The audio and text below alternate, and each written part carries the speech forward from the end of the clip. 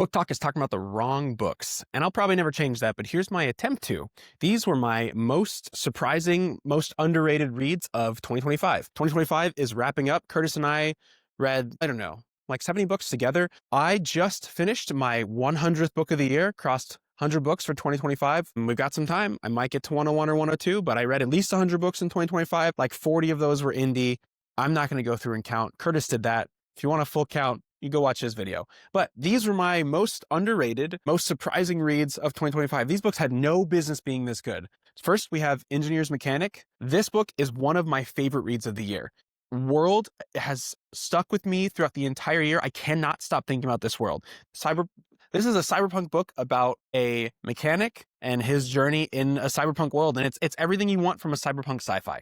It's so fun. I loved this book. The world, the technology they made up, the futuristic tech that they came up with for this book, the fun little quirks, the character development. This was a really special book. This was a really special read. I'll probably never stop thinking about this. It's one of my favorite books of the year.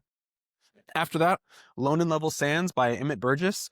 This is a Mesopotamian fantasy. Super fun. Came out of nowhere. I'm really liking short stories lately, especially the short stories that get everything done. This has character development. It has a great plot. It has a great emotional impact. It's incredible. It's only 200 pages and it touches on all the points of a great story. After that, we had Forsaken Planet. This was the first book we read in Indie Month in June. We read some indie books before this, but this was one of the first ones when we started tracking our indie books.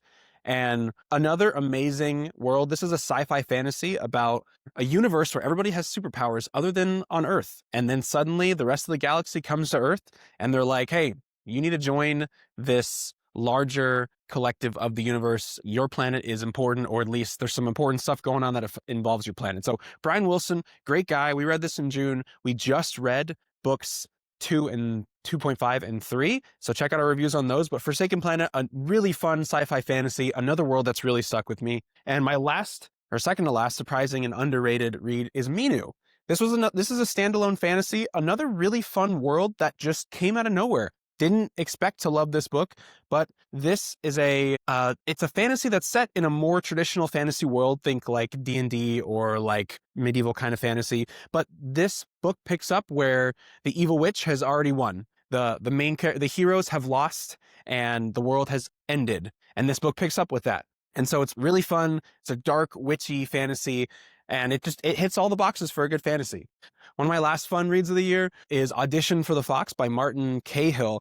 That one came out of nowhere. I was looking at a list of short books on Goodreads, picked that one out. Holy moly, read it in one sitting. Really special style of storytelling, really special way to do world building and character development. Martin has a way of weaving character development and world building throughout really short backstories and short stories told by the main character as the book goes on. And the way that he weaves all these together in such a short story is just really incredible.